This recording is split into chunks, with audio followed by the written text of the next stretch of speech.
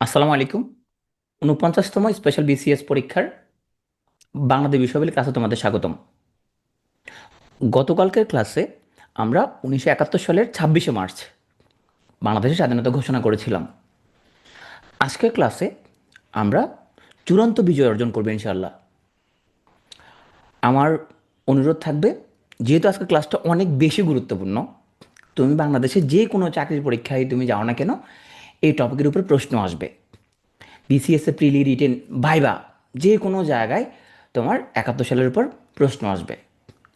সামনে তোমরা যদি কোনো জেনারেল বিসিএস দাও, সেখানেও মুক্তিযুদ্ধের উপরে লিখিত প্রশ্ন আসবে। তার আজকের ক্লাসটা তোমরা অনেক বেশি মনোযোগ দিয়ে করবা। আর জিকের ইতিহাস সংক্রান্ত আমাদের আজকের ক্লাসটা মনোযোগ দিয়ে করার কোনো পুরস্কার আছে কি না? হ্যাঁ, আজকের ক্লাসটা মনোযোগ দিয়ে করলে একটা পুরস্কার দিব। তবে যেহেতু ক্লাসটা লম্বা এবং তোমাদের প্রস্তুতি নেওয়ার জন্য সময় দিব আমি, কালকে তোমাদের ডেইলি এক্সাম আছে। আমি আগামীকালকের ক্লাসটা শুরু করার আগে প্রথম ১০ মিনিট আজকে ক্লাসের উপর একটা কাউচ চ্যাম্পিয়নশিপ দিব। সেখানে টপ 10কে আমরা পুরস্কার দিব। তাইলে আজকে যদি মনোযোগ দিয়ে যদি ক্লাসটা করো, তুমি কালকে সকালেও এই রিভিশন দেওয়ার সুযোগ পাবা, কালকে সারাদিন রিভিশন দেওয়ার সুযোগ পাবা, তুমি ডেইলি এক্সামও দিবা, প্লাস আগামীকালকের ক্লাসের আগের প্রথম ১০ মিনিট আমরা এটার উপরে কাউচ চ্যাম্পিয়নশিপ দিব। তাহলে এটা হচ্ছে তোমার মনোযোগের পুরস্কার। সেজন্য আমি রিকোয়েস্ট করবো, তোমরা কোনো দিকে তাকাতাকি না করে শয়তানের প্রলোভনে তুমি হচ্ছে সাড়া না দিয়ে তুমি গভীর মনোযোগ স্ক্রিনের দিকে তাকায় থাকবা। কালকে ক্লাসটা আমরা যেখানে শেষ করছিলাম স্বাধীন বাংলা বেতার কেন্দ্রের মধ্য দিয়ে। আচ্ছা, এখানে একটা ব্যাপার বলি, সেটা হচ্ছে কালকে আমি এখানে বেলাল আহমেদ ছিল আমাদের স্লাইডের মধ্যে, পরে আমি ঠিক করে দিচ্ছি এখানে এটা হলো বেলাল মোহাম্মদ। হ্যাঁ, ওনার নামটা অবশ্যই ভুল করা উচিত হয় নাই, কারণ এই বেলাল মোহাম্মদ বাড়ি কিন্তু আমার যেখানে জন্ম সেই সন্দ্বীপে। তো এখান থেকে আমরা এই জন্য স্লাইডটা আমরা রাখছি। তাহলে স্বাধীন বাংলা বেতার কেন্দ্র তার সেন্টার ছিল এখানের মধ্যে কয়টা ভাষায় তার প্রোগ্রামগুলো হতো, বাংলা, ইংরেজি এবং উর্দু, তিনটা ভাষাতেই তার প্রোগ্রামগুলো হতো। তাহলে পত্রিকা পাঠ করেন বেলাল মোহাম্মদ। হ্যাঁ, নট বেলাল আহমদ। বেলাল আহমদ আমাদের ভুল ক্রমে কালকে স্লাইডে থেকে গেছে। তো এই স্বাধীন বাংলা বেতার কেন্দ্রটাই মূলত ৬ ডিসেম্বর ১৯৭১ সালে বাংলাদেশ বেতার নামে পরিচিতি লাভ করে, নামটা চেঞ্জ করে ফেলা হয়। এবং বাকিটুকু আমরা কালকে আলোচনা করছিলাম। মনে রাখবা, আমাদের ইতিহাসে গুরুত্বপূর্ণ ব্যক্তিদের মধ্যে যারা সাম্প্রতিক সময়ে যারা মারা যান, তাদের সাহিত্যকর্ম, তাদের কোনো গান, তাদের কোনো সিনেমা, এগুলো একটু গুরুত্ব দিয়ে পড়বা, তারা কোনো পুরস্কার পাইলে। হ্যাঁ, তাহলে আমাদের রাইটারদের মধ্যে তোমরা জানো, কবিদের মধ্যে হেলাল হাফিজ তোমার মারা গেছে, বেশি দিন হয় নাই, তাই না? তাহলে ওনাকে একটু আমরা পড়বো। আবার উনি পুরস্কার পাইছে, একুশে পদক। শহীদ জহির আগে মারা গেছে, যেহেতু একুশে পদক পাইছে উনি, তাহলে ওনার সাহিত্যগুলো পড়তে হবে। তাহলে কিন্তু তুমি পেয়ে যাবা আধুনিক যুগের সাহিত্য কাদের কাদের পড়তে হবে। স্বাধীন বাংলা বেতার কেন্দ্রের একজন কণ্ঠযোদ্ধা সুজয় শ্যাম, উনি মারা যান গত বছর ২০২৪ সালে। তাহলে ওনার করা উল্লেখযোগ্য গানগুলির মধ্যে আছে একটা গান তুমি জানো, সেটা হচ্ছে রক্ত দিয়ে নাম লিখেছি। এই নামটা তোমরা মোটামুটি সবাই জানো, এই জন্য আমি এটা সবুজ কালি দিয়ে রাখছি, যেহেতু এটা সবচেয়ে বিখ্যাত গান। তো রক্ত দিয়ে নাম লিখেছি, এটা মনে রাখলে হবে। এটা হচ্ছে কণ্ঠযোদ্ধা সুজয় শ্যামের একটা উল্লেখযোগ্য গান। দেখো, তাইলে দেশের একটা এখন ভয়ঙ্কর অবস্থা। ২৫ মার্চ কালো রাতে পাকিস্তানের একযোগে ঢাকা বিশ্ববিদ্যালয়, পিলখানা এবং ঢাকা শহরের আরও অনেক জায়গায় একযোগে তারা অপারেশন সার্চলাইট শুরু করে শত শত মানুষকে হত্যা করে ফেলে। মানুষ খুব হতভম্ব হয়ে গেছে যে এটা কি হচ্ছে এটা। হ্যাঁ, ২৬ মার্চ সকালবেলা মানুষ, একজন খুব তরুণ একজন আর্মি অফিসার, তার মুখে স্বাধীনতার ঘোষণা শুনে মানুষ বুঝতে পারে যে শেখ মুজিবুর রহমানকে গ্রেফতার করা হয়েছে। মানুষ খুবই দিগ্ভ্রান্ত, কই যাবে, কেউ নাই, আওয়ামী লীগের নেতারাও কেউ নাই, সবাই ভারতে। এখন নেতৃত্ব দিবে কে, কী করবে অবস্থায়? মানুষ হতবুদ্ধি। এর মধ্যে ৮ দিন হয়ে গেছে, বিভিন্ন জায়গায় মানুষ প্রতিরোধ শুরু করছে, কিন্তু এভাবে আসলে বিচ্ছিন্ন প্রতিরোধ করতে লাভ হবে না। এই প্রতিরোধটা, এটা একটা অর্গানাইজড হইতে করতে হবে। এই অর্গানাইজড হইতে প্রতিরোধ করার জন্য ইস্ট বেঙ্গল রেজিমেন্টের ঊর্ধ্বতন কর্মকর্তা সহ আর ২৭ জন কর্মকর্তাকে নিয়ে হবিগঞ্জের মাধবপুর উপজেলার তেলিয়াপাড়া চা বাগানে কয় তারিখে, ৪ এপ্রিল স্বাধীনতা যুদ্ধের প্রথম বৈঠক অনুষ্ঠিত হয়। এক সপ্তাহ হয়ে গেছে মোটামুটি। ৪ এপ্রিল এই বৈঠকে মুক্তিযুদ্ধের সমগ্র রণাঙ্গনকে ৪টা সেক্টরে ভাগ করেন মুক্তিযুদ্ধের প্রধান সেনাপতি জেনারেল আতাউল গনি ওসমানী। উনি কিন্তু তখন রিটায়ার্ড হয়ে গেছিলেন, কিন্তু আবার উনি দেশের প্রয়োজনে কিন্তু আবার অস্ত্র ধরলেন। 11 এপ্রিল তাজউদ্দিন উনি আরও 3টা সেক্টর অ্যাড করে, সব মিলে 7টা সেক্টর। পরবর্তীতে জুলাই মাসে তোমার আরও 4টা সেক্টর অ্যাড হয়ে মোট 11টা সেক্টর হয়। তাইলে মুক্তিযুদ্ধের 11টা সেক্টর ছিল, 64টা সাব সেক্টর ছিল।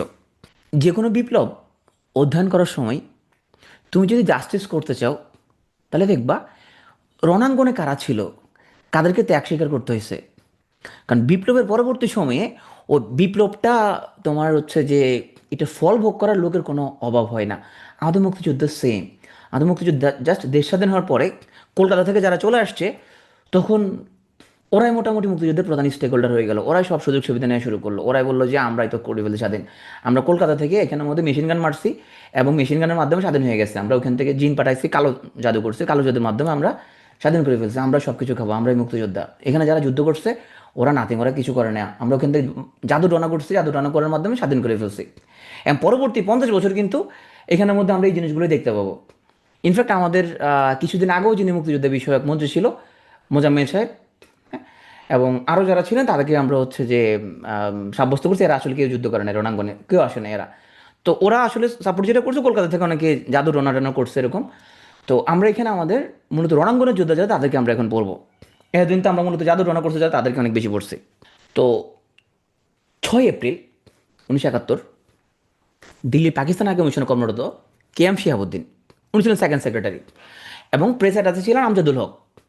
ওনারা বলল, দেখো ওনারা কিন্তু পাকিস্তান সিভিল সার্ভিসে জব করতেছে, ফরেন ক্যাডার কিন্তু, ওনারা কিন্তু ফরেন ক্যাডারের। তাহলে পাকিস্তান সিভিল সার্ভিসের ফরেন ক্যাডারের অফিসার বললো আমরা বাংলাদেশের প্রতি আনুগত্য প্রদর্শন করলাম, ওরা ওরা পদত্যাগ করলো। এটা এটা বিশাল একটা ব্যাপার। তখন তো বাংলাদেশ স্বাধীনতা অর্জন করতে পারে নাই, যুদ্ধ চলতেছে, মাত্র শুরু হয়েছে একটা যুদ্ধ। হ্যাঁ, এখানের মধ্যে বাংলাদেশ স্বাধীন হবে এটারও কোনো গ্যারান্টি নাই। হ্যাঁ, কারণ পাকিস্তান আর্মি খুবই শক্তিশালী আর্মি, স্বাধীন হবে এরকম কোনো গ্যারান্টি নেই। কিন্তু ওনারা বাংলাদেশের মধ্যে আনুগত্য প্রদর্শন করে পদত্যাগ করলেন। এটাই কোনো বাঙালি কূটনীতিকের প্রথম পদত্যাগ। চলো, এখন মুক্তিযুদ্ধ প্রপারলি পরিচালনা করার জন্য একটা সরকার ফর্ম করা লাগবে। এই সরকারের ফর্ম হলো কোথায়? ত্রিপুরার রাজধানী আগরতলায়। ঘটনার সময় 10 এপ্রিল। তার এই সরকারের কী কী নাম? মুজিবনগর সরকার বা প্রবাসী সরকার বা অস্থায়ী সরকার, বাংলাদেশের প্রথম সরকার বা গভর্নমেন্ট ইন এক্সাইল। 10 এপ্রিল 1971 সালে গণপ্রজাতন্ত্রী বাংলাদেশ সরকার ঘোষিত হয়। এখন যেহেতু সরকার, এই যে এখন যে জুলাই ঘোষণাপত্র নিয়ে এত কথা, হ্যাঁ, বলে একটা বিপ্লবের ঘোষণাপত্র, তাইলে যদিও জুলাই এবং 1971 কোনোভাবে কম্পেয়ারেবল না, দুটো দুই জিনিস, হ্যাঁ, একেবারে কম্পেয়ারেবল না। 71 হচ্ছে আমার স্বাধীনতা যুদ্ধ, অনেক বড় ক্যানভাসের যুদ্ধ, যেখানে আমরা একটা নতুন দেশ পাইছি। তারপরও আমরা কনসেপ্ট ধরার জন্য, জাস্ট তুমি বোঝার জন্য সে বললাম যে একটা বিপ্লব বা যুদ্ধের এখানে একটা ঘোষণাপত্র থাকে। তার আমাদের স্বাধীনতার ঘোষণাপত্র আমরা 10 এপ্রিল 1971 সালে মুজিবনগর সরকার তারা গ্রহণ করলো। এটা আনুষ্ঠানিকভাবে এখনও কিন্তু পাঠ করব না, সেটা আমরা আরও 7 দিন পরে পাঠ করব। এখন এই যে স্বাধীনতার ঘোষণাপত্র, এটা কার্যকর হচ্ছে ভূতপূর্ব মানে আর 26 মার্চ থেকে কার্যকর ধরা হয়। তাহলে যদি বলা হয় যে গণপ্রজাতন্ত্রী বাংলাদেশ কখন থেকে, 26 মার্চ থেকে আমরা স্বাধীন, তাহলে 26 মার্চ 1971 থেকে বাংলাদেশ স্বাধীন। তাহলে ওইটা এই জন্য ওটা স্বাধীনতা দিবস। 16 ডিসেম্বর হচ্ছে আমাদের বিজয় দিবস, ওই দিনে আমরা চূড়ান্ত বিজয় অর্জন করছি। তাহলে আশা করি বুঝতে পারছো স্বাধীনতা দিবস কী জিনিস, বিজয় দিবস কী জিনিস। 16 ডিসেম্বর চূড়ান্ত বিজয়, আর 26 মার্চ আমাদের স্বাধীনতা দিবস। তাহলে ওই দিন থেকে আমরা স্বাধীন। সেটা সরকার আছে আমাদের, তো সরকার থাকলে তার সংবিধানও লাগবে। তাইলে যেহেতু তখন পার্লামেন্ট মেম্বাররা বসে ওরকম কোনো সংবিধান বানান নাই, তাহলে আমাদের স্বাধীনতার ঘোষণাপত্রটা ছিল প্রথম অন্তর্বর্তীকালীন সংবিধান, যেটা 26 মার্চ 1971 থেকে বঙ্গবন্ধু দেশে ফেরত আসা পর্যন্ত কার্যকর ছিল। এবং বঙ্গবন্ধু যখন 10 জানুয়ারি ফেরত আসলেন, উনি 10 জানুয়ারি উনি ফেরত আসলেন, পরদিন উনি অস্থায়ী সংবিধান আদেশ জারি করেন। তাহলে ওটা হচ্ছে দ্বিতীয় অন্তর্বর্তীকালীন সংবিধান। এবং আমরা জানি যে 16 ডিসেম্বর 1972 সালে বাংলাদেশের নতুন সংবিধান কার্যকর হয়। তখন থেকে আমরা এখন যে 72 সংবিধান বলে ওইটাই। ওকে, তাহলে এর আগে প্রথম অন্তর্বর্তীকালীন সংবিধান হচ্ছে স্বাধীনতা ঘোষণাপত্র, দ্বিতীয় অন্তর্বর্তীকালীন সংবিধান হচ্ছে অস্থায়ী সংবিধান আদেশ। মুজিবনগর সরকার সদস্য ছিল 6 জন। রাষ্ট্রপতি শাসিত সরকার ছিল, যেটা এই এই এই বিসিএস আসছে, 48 বিসিএস এ কোশ্চেনটা আসছে। এখানে মন্ত্রণালয় বা বিভাগ ছিল 12টা, সচিব ছিল মোট 10 জন। তো মুজিবনগর সরকার 17 এপ্রিল, দেখে একটা সরকার ফর্ম হয় প্রথমে, ফর্ম হওয়ার পরে তারা এরপর শপথ নেয়। না, শপথ না নিলে তখন এটা আনুষ্ঠানিকভাবে আমরা বলতে পারবো না তারা দায়িত্ব নিচ্ছে। শপথ গ্রহণের পরে সে আনুষ্ঠানিকভাবে দায়িত্ব শুরু করে 7 দিন পরে, 17 এপ্রিল, কোথায়? মেহেরপুর জেলার ভবেরপাড়া গ্রামের বৈদ্যনাথ তলায় মুজিবনগর সরকার শপথ গ্রহণ করে। তাইলে ওই বৈদ্যনাথ তলা এখন, ওই যে জায়গাটার নাম এখন হচ্ছে কি, এখন জায়গাটার নাম হচ্ছে মুজিবনগর। প্রথমে নির্ধারিত ছিল চুয়াডাঙ্গা, পরে সেখানে শত্রু হামলা করতে পারে সে ভয়ে তখন মেহেরপুর জেলা ভবেরপাড়া নাম গ্রামে বৈদ্যনাথ তলায় এখানে শপথ গ্রহণ করা হয়। এবং এই দিন স্বাধীনতা ঘোষণাপত্র আনুষ্ঠানিকভাবে পাঠ করা হয়। তাহলে এই দিন থেকে স্বাধীন বাংলাদেশের আনুষ্ঠানিক যাত্রা শুরু হয়, যদি সরকার শপথ গ্রহণ করে ফেললো। শপথ বাক্য পড়ান অধ্যাপক ইউসুফ আলী এবং অনুষ্ঠানটা পরিচালনা করেন আব্দুল মান্নান। মুক্তিযুদ্ধের সময় কলকাতার থিয়েটার রোডের 8 নম্বর বাড়িটাতে ছিল প্রবাসী মুজিবনগর সরকার কার্যালয়। এই প্রশ্নটাও এবার 48 বিসিএসে আসছে। এই মুজিবনগর সরকার যেহেতু রাষ্ট্রপতি শাসিত, তাহলে রাষ্ট্রপতি থাকবে। রাষ্ট্রপতি হচ্ছে বঙ্গবন্ধু শেখ মুজিবুর রহমান, এবং ওনার অনুপস্থিতিতে অস্থায়ী বা উপরাষ্ট্রপতি হচ্ছে সৈয়দ নজরুল ইসলাম। তাজউদ্দিন আহমদ ছিলেন প্রধানমন্ত্রী। হ্যাঁ, এখানে বাকি মন্ত্রণালয়গুলো আমরা মুখস্থ করবো না, আমরা এই বিসিএসের জন্য আমরা শুধুমাত্র ওনার মেইন যেই বড় মন্ত্রণালয় যেটা সেটা। তাহলে আমরা জানি একজন তোমার, যেহেতু এখানে আমাদের মন্ত্রী অল্প, তার একজনের ভাগে অনেকগুলো মন্ত্রণালয়। হ্যাঁ, যেরকম এখন ইন্টারিম, একজনের ভাগে অনেকগুলো মন্ত্রণালয়, তাই না? তাহলে উনি প্রধানমন্ত্রী ছাড়াও শিক্ষা, স্বাস্থ্য, তারপর লোকাল গভর্নমেন্ট, প্ল্যানিং মিনিস্ট্রি, সবগুলো ওনার আন্ডারে ছিল। প্রতিরক্ষা ইউজুয়ালি প্রধানমন্ত্রীর আন্ডারে থাকে। তাহলে তাজউদ্দিন আহমেদ ছিলেন প্রধানমন্ত্রী, ক্যাপ্টেন মনসুর আলী অর্থমন্ত্রী, এইচ এম কামরুজ্জামান উনি ছিলেন স্বরাষ্ট্রমন্ত্রী, আর খন্দকার মোস্তাক উনি ছিলেন পররাষ্ট্র আইন ও সংসদ বিষয়ক মন্ত্রী। আর ইতিহাস অধ্যয়ন করার সময় একটা জিনিস মনে রাখবা, ছেলেরা প্রেমিকাকে কিন্তু সবসময় মনে রাখে। কি বলো? মানে প্রেমিকাকে কিন্তু কখনো ভুলে না, বিয়ে হয়ে গেল প্রেমিকাকে মনে রাখে, এবং 30 বছর পরে প্রেমিকাকে স্মরণ করে। হ্যাঁ, প্রেমিকার একটা জায়গা সবসময় তার হৃদয়ে থাকে। হুম। প্রেমিকা পরে একা টাকা সেটা ভিন্ন কথা। কিন্তু মেয়েদের ক্ষেত্রে কি হয়? প্রেম ভেঙে গেলে ও তার প্রেমিক তার বাচ্চার মামা হয়ে যায়। হ্যাঁ, ঠিক কি না? প্রেমিক বাচ্চাদের মামা হয়ে যায় খুব দ্রুতই। হ্যাঁ, ছেলেদের ক্ষেত্রে কিন্তু এরকম না, খানটি হয় না, এখানে থাকে মোটামুটি। মানে সব কিছু ভুলে যায়, মানে আগের যে কী ছিল সব সম্পর্কে ভুলে যায়। তো ইতিহাস অধ্যয়ন করার সময় যে যখন যতটুকু করছে তুমি এটা মনে রাখবা, পরে যদি সে খারাপ কিছু করে সেটাও তুমি বিবেচনা করবা। কিন্তু পরে কিছু খারাপ কিছু করছে এই জন্য আগের অবদান ভুলে যাবা, এটা করা যাবে না। মানে মেয়েদের মতো করা যাবে না। মেয়েরা হচ্ছে প্রেম ভেঙে গেলে তখন সব প্রেমিক খারাপ হয়ে যায়। হ্যাঁ, সবাই খুব খারাপ, এরকম বাচ্চাদের মামা হয়ে যায়। তো এইটা করবা না আর কি, বুঝতে পারছো?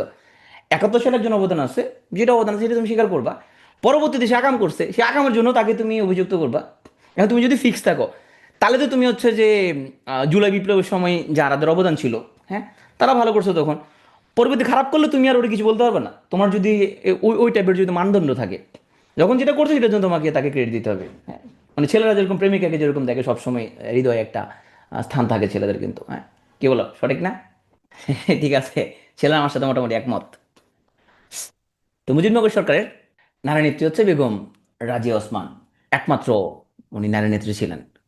আশাবুল হাত তুলছে, আশাবুল আমার সাথে একমত। আশাবুল বোঝা যাচ্ছে ওর অনেক প্রেমিকা ছিল, এই জন্য সে আমার সাথে মোটামুটি একমত।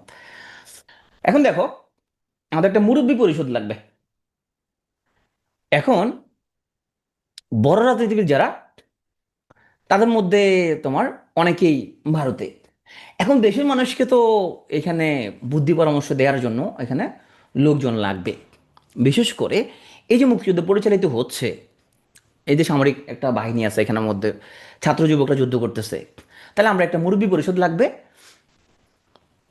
সব দল থেকে, মোটামুটি যারা দেশে আছে তাদেরকে নিয়ে আমরা বানালাম সর্বদলীয় উপদেষ্টা পরিষদ, যারা আন্তর্জাতিক মাধ্যমে বক্তব্য দিবে, পত্রিকা বক্তব্য দিবে এবং বুদ্ধি পরামর্শ দিবে। তার এটা খুব গুরুত্বপূর্ণ। 9 সেপ্টেম্বর 1971। তো 9 সেপ্টেম্বর 1971 মুজিবনগর সরকারের সর্বদলীয় উপদেষ্টা পরিষদ গঠন করা হলো। এখানে 5টা রাজনৈতিক দলের 8 জন সদস্য ছিলেন। কারা কারা ছিলেন তাহলে আমরা দেখি একটু। ন্যাপ থেকে মাওলানা আব্দুল হামিদ খান ভাসানী, আওয়ামী লীগ থেকে তাজউদ্দিন আহমেদ, খন্দকার মোস্তাক, তারপরে কমিউনিস্ট পার্টি থেকে কমরেড মনি সিং, নেপো জফর থেকে মজফর সাহেব আছেন, তারপরে কংগ্রেস থেকে শ্রী মনোরঞ্জন ধর, তারপরে তোমার হচ্ছে এখানের মধ্যে আমাদের আওয়ামী লীগ থেকে আরও দুজন, এম মনসুরুল এবং এস এম কামরুজ্জামান, ওনারা ছিলেন সর্বদলীয় উপদেষ্টা পরিষদের সদস্য। মুজিবনগর সরকারের একটা প্ল্যানিং সেল ছিল, যেটা প্রধানমন্ত্রীর তত্ত্বাবধানে স্বাধীন দেশের উপযোগী প্রশাসন ও আমলাতন্ত্রকে কীভাবে ঢেলে সাজানো যায় সেই বিষয়ে পরামর্শ দেওয়ার জন্য একটা প্ল্যানিং সেল গঠন করে। এখানে দুজন অর্থনীতিবিদ ছিলেন, সনৎ কুমার সাহা এবং গবেষণা কর্মকর্তা ছিলেন ডক্টর মোহাম্মদ ইউনুস। তাহলে ডক্টর মোহাম্মদ ইউনুস উনি বাংলাদেশ নাগরিক কমিটি গঠন করেন। নাগরিক টাইমের প্রতি ওনার মনে একটা আকর্ষণ আছে, এখন এখানের মধ্যে নাগরিক পার্টি হয়েছে। মুক্তিযুদ্ধের সময় উনি ফর্ম করছিলেন বাংলাদেশ নাগরিক কমিটি, যুক্তরাষ্ট্রের টেনিসি অঙ্গরাজ্য ন্যাশভিলে। এই কমিটির উদ্দেশ্য ছিল মুক্তিযুদ্ধের সমর্থন আদায়, পাকিস্তানকে সামরিক সহায়তা বন্ধ করতে মার্কিন কংগ্রেসে লবিং করা। তথ্য প্রকাশের জন্য ওনারা একটা বাংলাদেশ নিউজ লেটার নামক একটা পত্রিকাও প্রতিষ্ঠা করেন। এখন আসো আমরা এখন যুদ্ধের ময়দানে যাই। তাহলে একটা মিটিং করে ফেলছি 71 সালের 4 এপ্রিল তেলিয়াপাড়ায়। এখানে পাকিস্তান সেনাবাহিনী, ইস্ট পাকিস্তান রাইফেলস, রাইফেলস মানে হচ্ছে যারা বর্ডারে থাকে, ওই বর্ডার গার্ড বাংলাদেশ, বিডিআর এখন তো তোমার হচ্ছে যে বিজেপি। তো তাহলে রাইফেলস মানে যারা কি সীমান্ত রক্ষা করে, আনসার, পুলিশ বাহিনী উচ্চ পদস্থ বাঙালি সদস্যরা এক বৈঠকে মিলিত হন এবং আক্রমণ পরিকল্পনা করেন। তাহলে প্ল্যান তো হয়ে গেছে, যেটা আমরা প্রথমে পড়াইছে ক্লাসের। তো এখানে দায়িত্ব দেওয়া হয় মুক্তিবাহিনীর প্রধান সেনাপতি হিসেবে মোহাম্মদ আতাউল গনি ওসমানী। উনি সবচেয়ে সিনিয়র মানুষ ছিলেন তখন। তাই উনি হচ্ছেন মুক্তি বাহিনীর প্রধান সেনাপতি। আর্মির প্রধান চিফ অফ স্টাফ অবসরপ্রাপ্ত কর্নেল আব্দুর রব। সেনাবাহিনীর সদর দপ্তর ছিল ভারতের ত্রিপুরা রাজ্যের আগরতলায়। ডেপুটি, তো ডেপুটি চিফ অফ স্টাফ এবং মুক্তি বাহিনীর উপকমান্ডার একে খন্দকার। তোমরা জানো উনি সেক্টর কমান্ডার্স ফোরামের সভাপতি ছিল, আওয়ামী লীগ থেকে এমপিও ছিল উনি 2009-এর টার্মে। উনি একটা বই লিখেন পরবর্তীতে 1971 ভেতরে বাইরে। তো এই বইয়ের মধ্যে একটা লাইন ছিল যে 1971 সালের 7 মার্চ বঙ্গবন্ধু ভাষণটা শেষ করছিলেন জয় বাংলা জিয়ে পাকিস্তান বলে। আর সেম কথাটা বিচারপতি হাবিবুর রহমান ওনার বইতে উল্লেখ করেন। তো এটাকে নিয়ে শেখ হাসিনা ওনার প্রতি খুব নাকশ হন। পরবর্তী এডিশনের মধ্যে এই লাইনটি উনি উজ্জ্ব করেন। তো ভদ্রলোককে কিন্তু খুব শান্তি দেওয়া হয়নি সাধারণত, এটা জেদ ধরে কিন্তু ভদ্রলোকের সে ভালোই পেন খেয়েছিল, ভয়ঙ্কর লেভেলের পেন খেয়েছিল সে। পরবর্তীতে সে আওয়ামী লীগের রাজনীতি তার তেমন একটা সক্রিয় হতে পারে নাই, মানে তাকে মোটামুটি বাদ দিয়ে ফেলা হয়েছে। 18 এপ্রিল মুজিবনগর সরকারের প্রতি আনুগত্য স্বীকার করে ভারতের কলকাতায় পাকিস্তানের দূতাবাসে সর্বপ্রথম বাংলাদেশের মানচিত্র খচিত পতাকা উত্তোলন করেন তৎকালীন Kolkata deputy high commissioner M Hossain Ali. তাহলে 18 এপ্রিল এম হোসেন আলী উনি কলকাতা পাকিস্তান দূতাবাসে প্রথম বাংলাদেশের পতাকা উত্তোলন করেন। এইটাও একটা অনেক বড় একটা ইভেন্ট, কারণ দূতাবাসে তোমার পাকিস্তানের পতাকার বদলে বাংলাদেশের পতাকা উঠে যাওয়া, হ্যাঁ, এটা তো তোমার ছোটোখাটো ঘটনা না, অনেক বড় একটা ঘটনা। আতাউল গনি ওসমানীকে আমরা একটু ডিটেলসে বলবো। ও যে বললাম গত 15 বছরে শেখ হাসিনা যাদেরকে আমাদেরকে তোমার মানে যাদেরকে পড়াটা মোটামুটি নিষিদ্ধের পর্যায়ে ছিল, তাদের মধ্যে সোজা বাংলায় এখানে শেখ হাসিনা যাদেরকে পছন্দ করতো না, মুক্তিযুদ্ধের মেইন যে রণাঙ্গনে যোদ্ধা এদের কাউকে হচ্ছে পড়া যাবে না, সিস্টেমটা এরকমই ছিল। আতাউল গনি ওসমানীকে আমরা আগে খুব একটা পড়াই নাই, কারণ ওর উপর প্রশ্ন আসতো না। এখন ওনার উপর প্রশ্ন আসবে, তো ওনার উপর তোমাকে ডিটেলস পড়তে হবে, যারা প্রকৃত যুদ্ধ ওদেরকে তোমাকে পড়তে হবে, হ্যাঁ। এবং এখন অনেক বেশি ইম্পর্টেন্ট। তাহলে আমি তোমাকে ধরাই দিচ্ছি যে কোন জিনিসগুলো ইম্পর্টেন্ট, এবং তোমার প্রিলিতে বটেই ভাইবার সময় সেম। আগে আমরা ওসমানীকে পড়াইতাম না, কারণ ওসমানের আগে প্রশ্ন আসতো না। তাহলে ওনার জন্ম 1918, মৃত্যু 1984। উনি ছিলেন ব্রিটিশ সাম্রাজ্যের সর্বকনিষ্ঠ মেজর, হ্যাঁ, হেভি ট্যালেন্ট ছিল। মানে ব্রিটিশ আর্মিতে উনি জব করতেন, সেই ব্রিটিশ আর্মিতে উনি সর্বকনিষ্ঠ মেজর ছিলেন। দ্বিতীয় বিশ্বযুদ্ধে উনি বার্মা রণাঙ্গনে, মানে বর্তমান যেটা মিয়ানমার, সেখানে ব্রিটিশ বাহিনীর একটা ব্যাটালিয়নের কমান্ডার হিসেবে যুদ্ধ করে। কারণ 42 সালে তো তখন তো ভারত স্বাধীন হয়, তখন তো ব্রিটিশ রাজ চলতেছিল। 47 সালে উনি কর্নেল থাকা অবস্থা অবসর গ্রহণ করেন। তার মানে 71 সালে যখন ওনাকে দায়িত্ব দেওয়া হয় উনি তখন অলরেডি অবসরপ্রাপ্ত। 70 নির্বাচনে উনি সিলেট থেকে পাকিস্তান জাতীয় পরিষদের সদস্য নির্বাচিত হন। তার সাহসিকতার জন্য পাকিস্তানিরা তাকে ডাকতো পাপা টাইগার নামে, হ্যাঁ। তো 4 এপ্রিল উনি তেলিয়াপাড়া রণকৌশলের নেতৃত্ব প্রদান করেন। 12 এপ্রিল মুজিবনগর সরকার মানে তাজউদ্দিন আহমেদ ওনাকে সশস্ত্র বাহিনী মুক্তিবাহিনীর প্রধান বলে ঘোষণা করেন। এবং তোমরা জানো যেদিন থেকে তোমার সরকার আনুষ্ঠানিকভাবে শপথ নিল সেদিন থেকে মানে 17 এপ্রিল থেকে উনি মুক্তিবাহিনীর কমান্ডার ইন চিফ নিযুক্ত হন। আর স্বাধীন বাংলাদেশের প্রথম সেনাবাহিনীর প্রধান হিসেবে উনি 26 ডিসেম্বর 1971 নিযুক্ত হন। 76 সালে উনি একটা দল গঠন করেন জাতীয় জনতা পার্টি নামে। 1948 সালে উনি মৃত্যুবরণ করেন। এ হলো মোহাম্মদ আতাউল গুল ওসমানী। একে খন্দকার 19 মুক্তিবাহিনীর উপপ্রধান সেনাপতি বা ডেপুটি কমান্ডার, বাংলাদেশ বিমান বাহিনীর প্রথম প্রধান এবং অপারেশন কিলো ফ্লাইটের সমন্বয়ক। অপারেশন কিলো ফ্লাইট কি জিনিস সেটা আমরা সামনে পড়বো। 21 নম্বর ওনাকে গ্রুপ ক্যাপ্টেন ঘোষণা করা হয় এবং উনি আতাউল গুল ওসমানীর ব্যক্তিগত ডেপুটি ইনচার্জ ছিলেন। আর পাকিস্তান বাহিনীর আত্মসমর্পণ অনুষ্ঠানে প্রবাসী বাংলাদেশ সরকারের প্রতিনিধি হিসাবে উনি উপস্থিত ছিলেন। তার মানে বুঝতে পারতেছো উনি অত্যন্ত গুরুত্বপূর্ণ ক্যারেক্টার। হ্যাঁ, এখন যদি দেশে দেশে হাসিনা নাই, তাহলে হাসিনা কাকে পছন্দ করতো কাকে পছন্দ করতো না, তো এটা আমাদের এখন দেখার বিষয় না।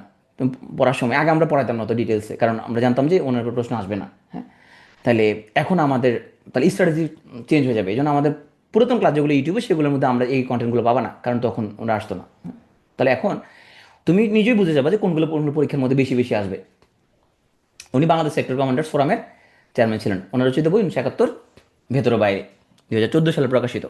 তাহলে দেখো যে মুক্তিবাহিনী টার্মটা যদি আমরা বলি যে মুক্তিবাহিনী মানে কি, তাহলে মুক্তিবাহিনী সবাইকে নিয়েই মুক্তিবাহিনী।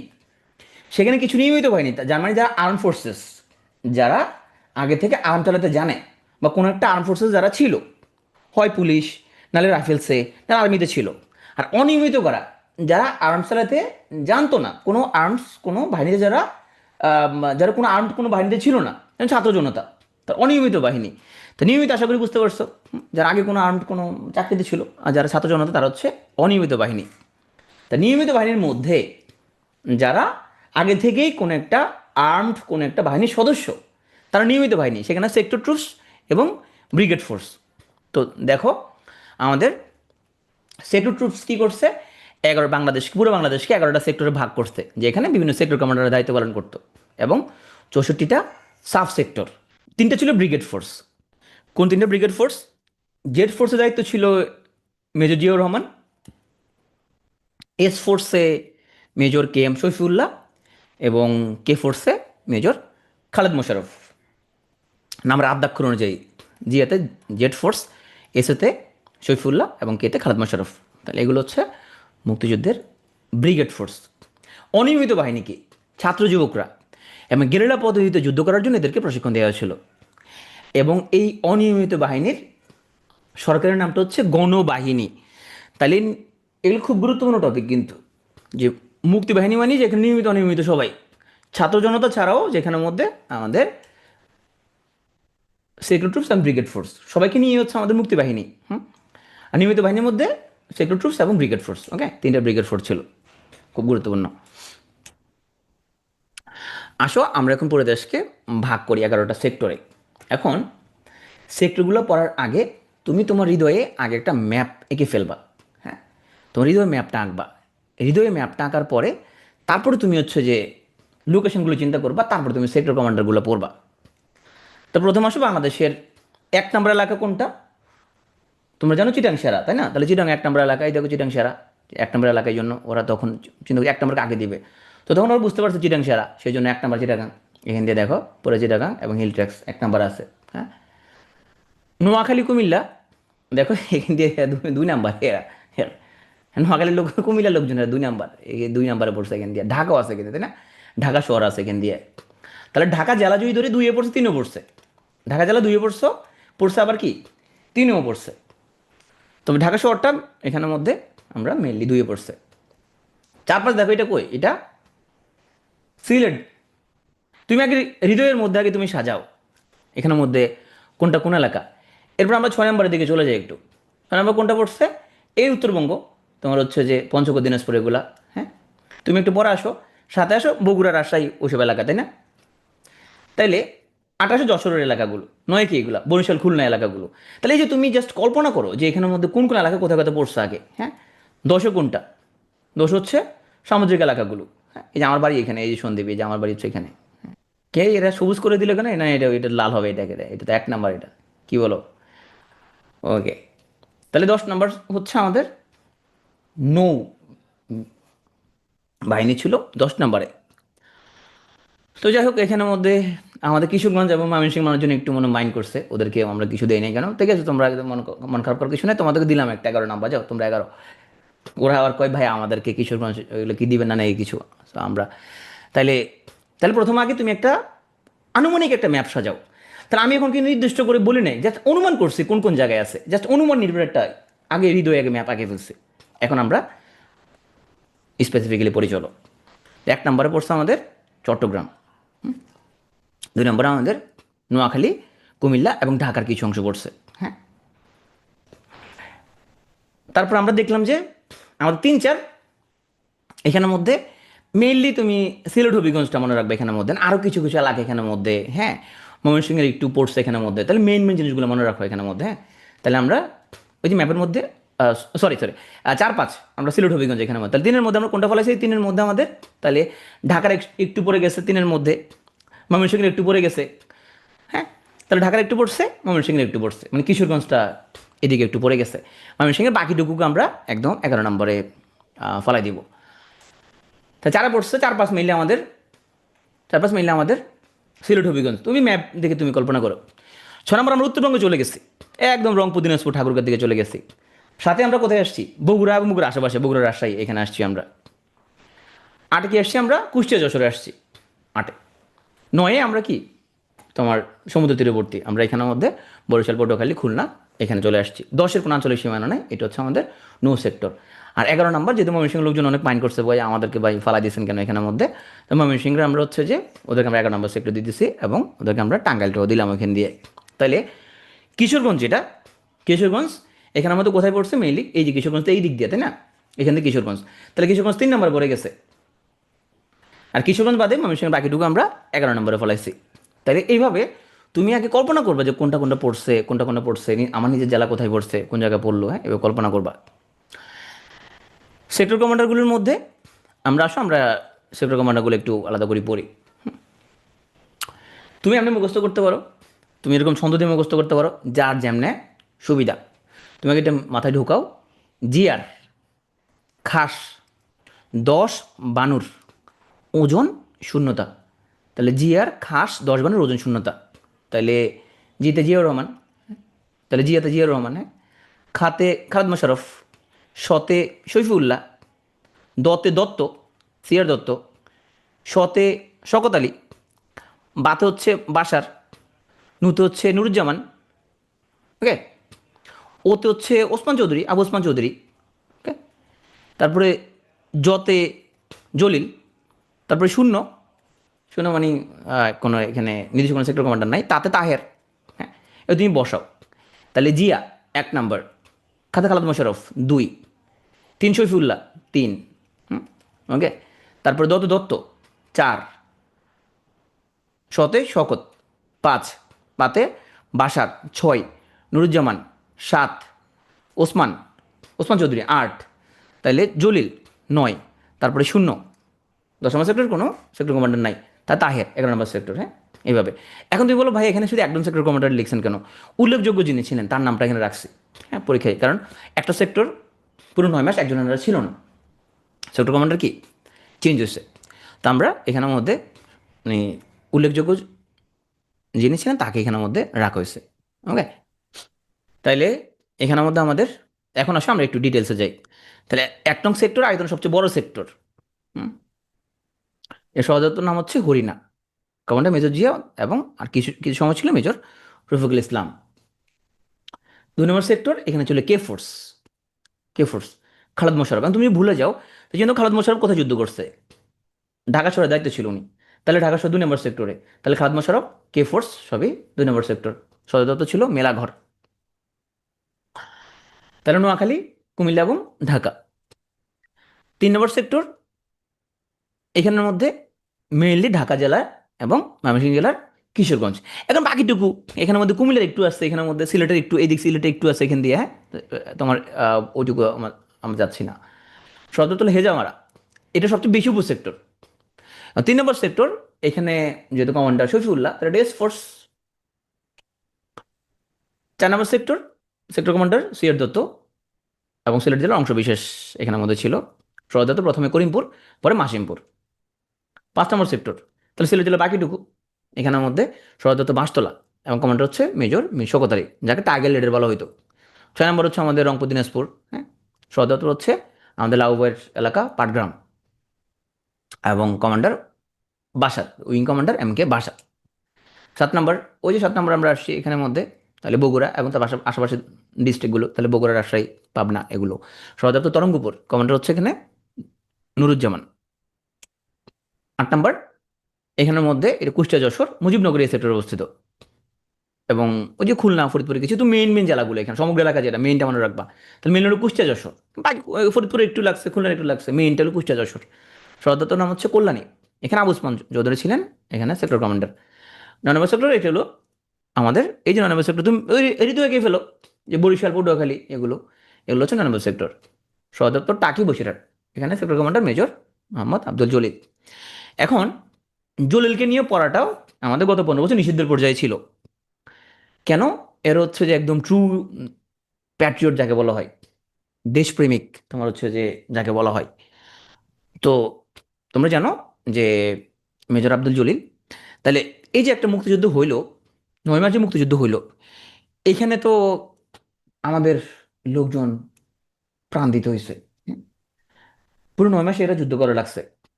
তাহলে পাকিস্তান আর্মিদের যে অস্ত্র শস্ত্র, যে ট্যাঙ্ক, তাহলে এগুলোর মালিক নর্মালি হওয়ার কথা কে? এগুলোর মালিক হবে কে নর্মালি? যদি বাংলাদেশ হওয়া উচিত বলে মনে করো তাহলে তুমি হাত তুলো, যদি মনে করো বাংলাদেশ হওয়া উচিত তাহলে তুমি হাত তুলো।